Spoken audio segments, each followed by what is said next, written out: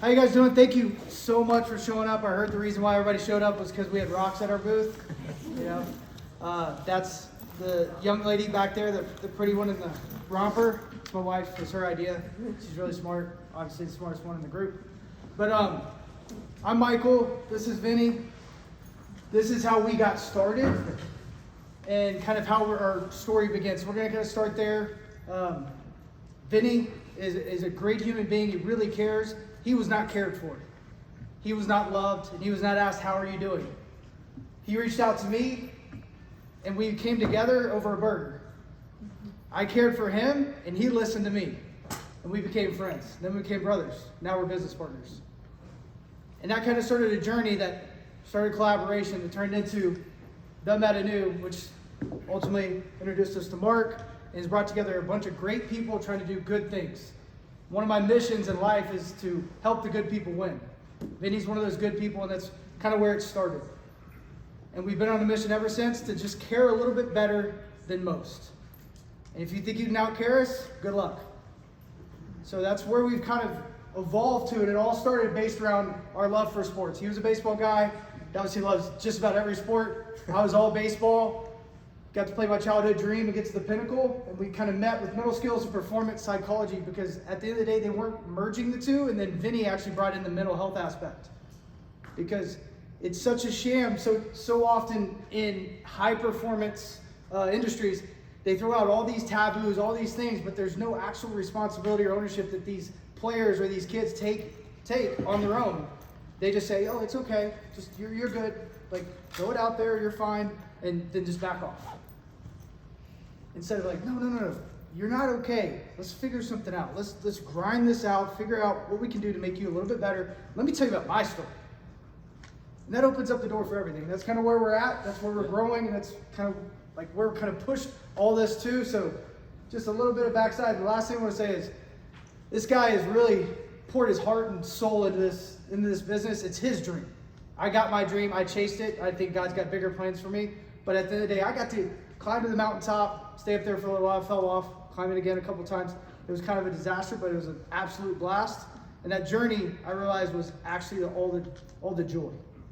And I encourage all you guys, whether you're teachers, administrators, whatever, enjoy every single day, good, bad, or ugly. I know you guys have been through it. It's been an awful last couple years. The stories we've heard just here, losing children, losing students, burnout. I mean, it's just remarkable. We're here right now. Not because we were like, let's go to the schools, let's open up a mental health. No. We were driven there. We were led there. We started with a sex program, and it led to something we couldn't even imagine. So we're going to go back to the beginning, start with the mental skills, performance. We'll let Vinny kind of kick it away. Yeah, so I'm Vinny, Michael, mentor, but even greater friend to me. Really been a rock, but he forgot to tell my favorite part of how we met. It all started, I slid in his DMs on Twitter, and he graciously reached out and accepted my invitation to lunch, which turned to a 30-minute burger to a 3-hour conversation. It feels like 10 years, but it's been a blessing over the past 4 to 5 years of the friendship and just brotherhood that we've evolved into. And a month and a half later, he's at my house. Yeah. It's like, oh yeah, met this guy Vinny. I think we're going to be dudes, and he's coming in about a week. Yeah, but it's like, what? Yeah. But today we're really here to care for the leadership groups, give you some tips and tools on how to develop strong leadership, but ultimately strong self that leads in caring for others. So, but first, I just want to break it down with a little icebreaker. What is your why? Why are you all here? So if you would take a second, if you have a pen, paper, or just think it through, what is your why? And we'll go into that deeper a little bit, but take a couple seconds and think about it or write it down. What is your why?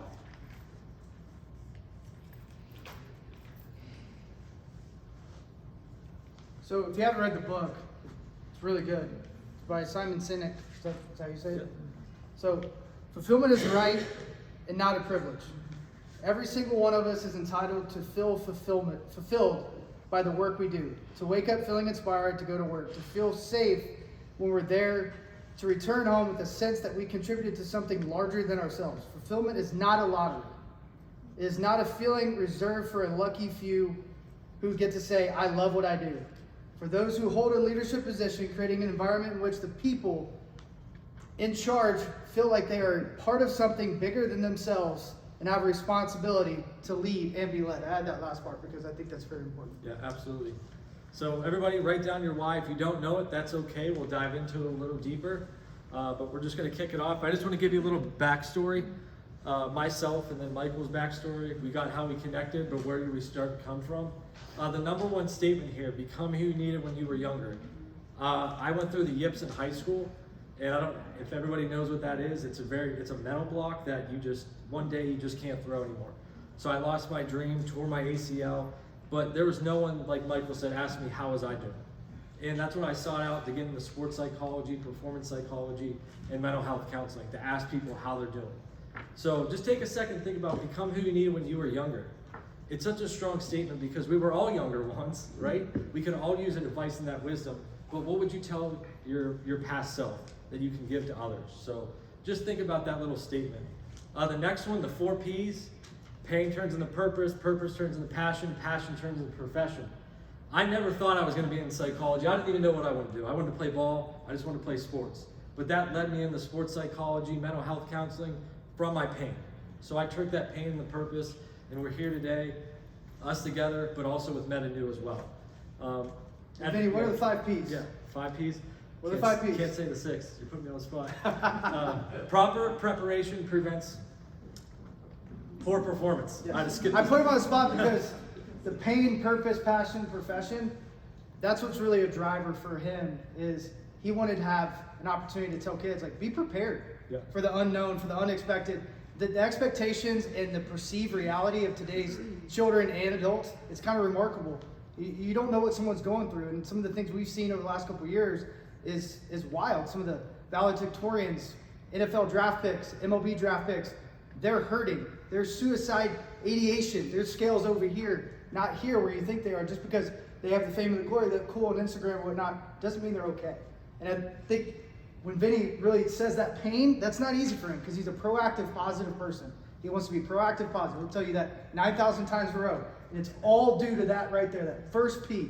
So his next 5 P's come prior to that, so you're actually prepared for things that could happen, praying they don't, obviously. Yeah. And then the third one here, adversity, let it build you. Reflecting back, that's one of our big topics that I'll get into, self-reflection. But some of your biggest blessings are in disguise from your pain, from your adversity. So what can we learn from it as leaders, as coaches? What can we take from those lessons and pour into others to care? And obviously that led me to mental health counseling and performance psychology. So I'm going to let Michael dive into a little bit of his background before we met and how we got together, and just his serving, loving, caring heart. I'm just blessed for his friendship. And go ahead. And one last thing on Vinny, I like bragging on him more than I like talking about myself, but that mental health and psychology field hasn't been combined. And it's kind of wild because I was a kid that had 2 learning disabilities.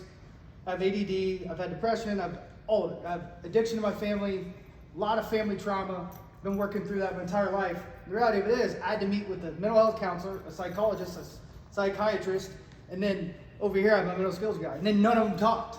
So it's like, okay, all right, okay, all right. It was unreal. And then we met, and I'm like, I want to fix these, I want to fix this, and we came together because I'm kind of the test subject at times, and he's been through a lot too, and then you start talking, and the way the industries even works is like, it's a mess. It's not about the care or the love of the person.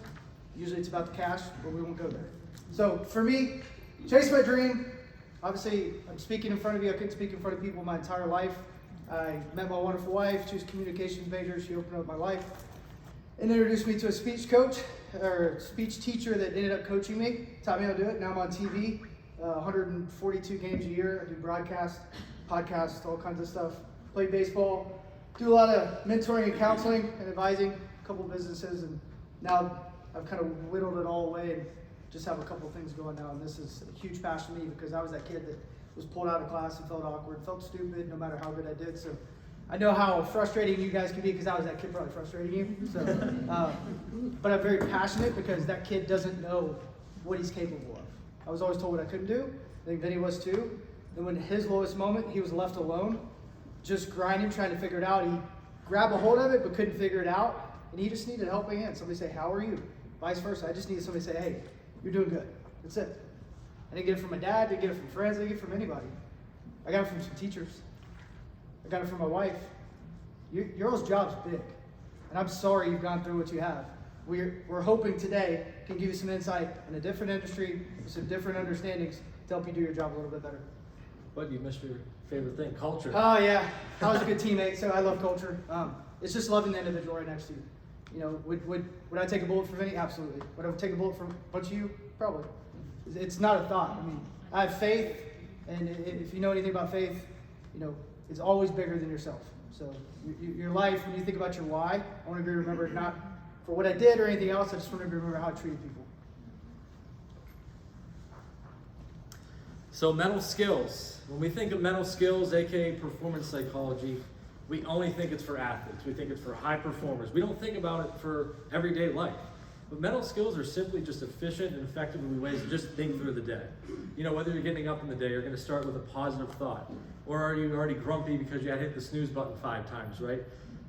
Michael, how important is it to perform consistently using mental skills? I mean, the higher you go, honestly, like, you have to be adaptable. So you start out with this routine, and then you maybe marry that routine, and you have to learn to be able to be adaptable. So like all these skills, learning how to deal with certain things and learn yourself, because that's kind of where we all start with this, when we're teaching kids, or whether it's athletes or anybody, we try to get them to understand who they are right now in this moment, not who they want to be, who they were, where they came from, but who are they right now. And it really starts with this, and it's kind of crazy that self-identity and self-understanding aren't taught, you know, in schools and everything else, because if you don't know who you are, how can you understand how you need to learn or how you need to conversate? Maybe you're a listener, maybe you're a talker. I'm a guy that talks my thoughts out. Yeah. So I think mental skills is one of those things that should be a notch on everybody's belt. So simply mental skills is just how do I become my best self using my toolbox. Whether it's breathing techniques, writing things down, being grateful, goal setting, small victories, little simple daily increments that you can give to yourself to have a positive lifestyle. That's literally what mental skills is. It's not just for athletes, it's not just for high performers, it's for everyone in life to get better. And I've actually used it more now that I'm out of baseball than I actually did in baseball, because I have to deal with corporate America. You know, I've been in business meetings, selling businesses. Like all that's really intimidating me more than seeing a 90-mile-an-hour fastball in the face. So at the end of the day, these mental skills have actually come back around to me, even the fundamental ones, which usually you fall back onto. So they really are life skills of sort. Yeah, exactly. Of the mind, maybe. Yeah. So mindset philosophy, that's just what we've kind of formulated through my background and tying in with Michael. What we really strongly believe in the mental skills realms, in the performance psychology realms, is taking a positive, proactive approach. But first, if anybody knows me, I'm a huge quote person, and I just tweeted it today, and it was, your biggest asset in the world is a positive mindset. So think about that. Your biggest asset in the world is a positive mindset. So what does that mean to you? Reflect on that, think about that. But that goes into having a positive, proactive approach. Too many times in life, especially in mental health and mental skills, we're reactive. We wait till something happens or something goes wrong and the snowball effect happens. Why not be proactive? Why not do the breathing technique? Why not write down your goals? Why not visualize? Why not understand your why? Why do we always wait till something bad happens and then we swim in our thoughts? I call it we're swimming in soup, right?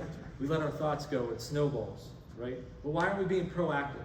And that's what really we combine to do, to be proactive instead of reactive with mental health and wellness. Emotional accountability, it's you versus you in the mirror. No one can make the choice but you. You have to decide yourself, am I gonna have a good day? You know, there's definitely things that you can control and react, right? But you just have to be accountable for you and your emotions and your well-being. Self-reflection, again, it's you versus the mirror. Understanding where you've been and where you're going. And taking time for yourself. Thinking back, how was my day? Did I really have a bad day, or did I just have a bad moment and I'm just dragging along that bad moment, right? So that's the power of self-reflection. Taking that second to think about, did I have a good day? Did I have a good moment, or was it that bad? And then, how are you? The biggest question of all, we just love to say it all the time, especially me, is instead of just, you have to ask yourself, how are you doing?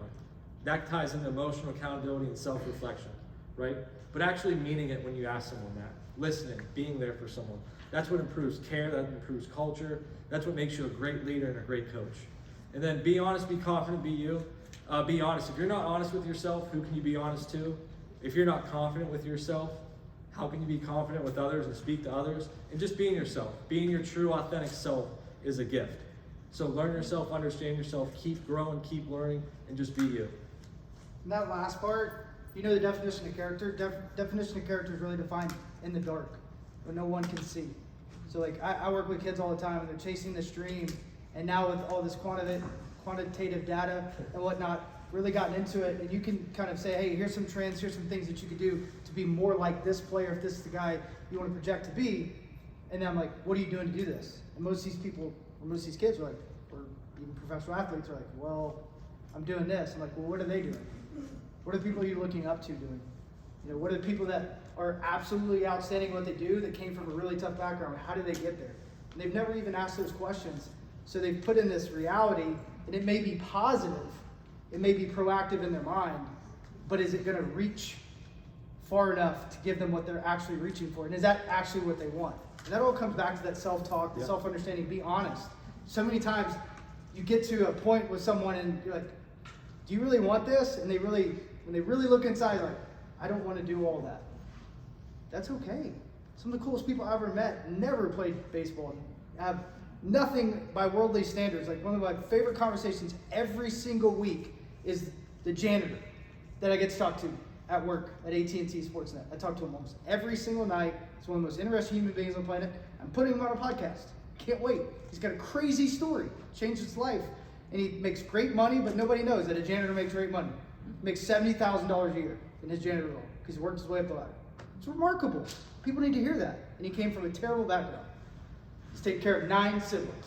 I mean, it's just like, you don't know what your story is, but that guy has a cool story. So at the end of the day, whatever your all-star is, as we say, you define it. So these are the topics we want to highlight today.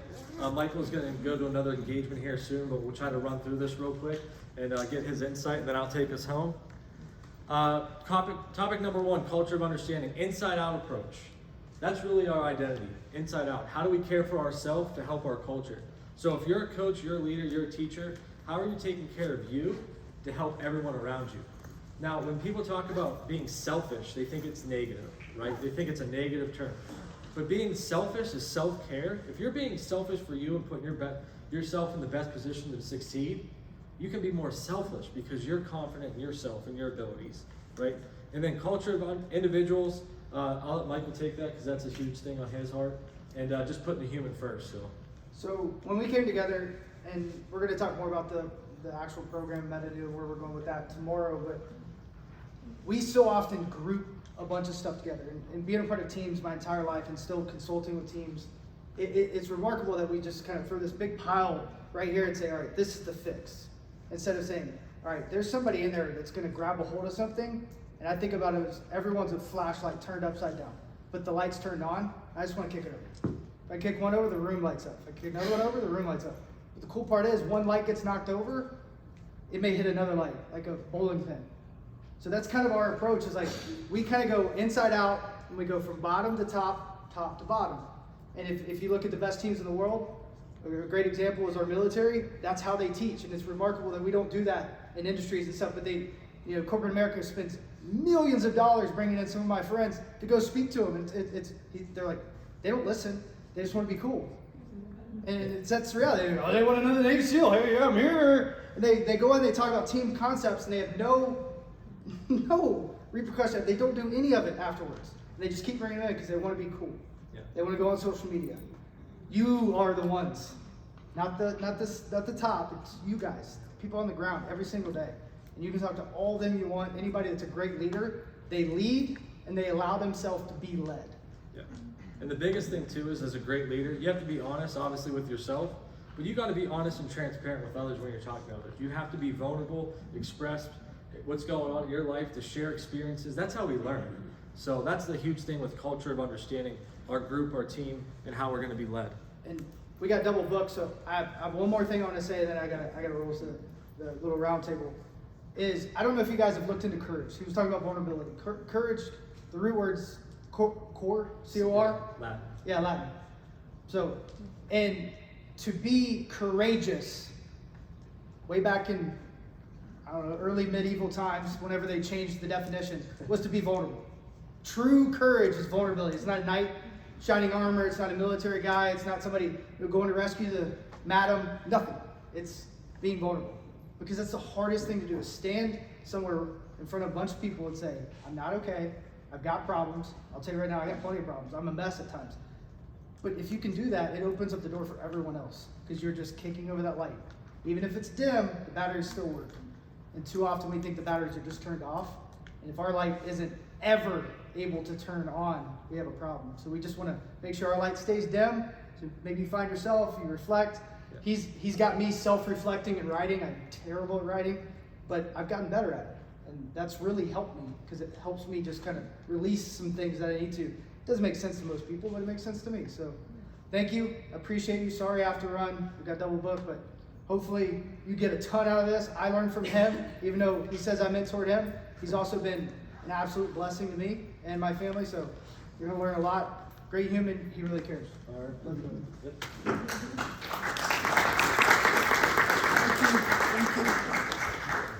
Yeah, thank you, Michael. Like I said, mentor.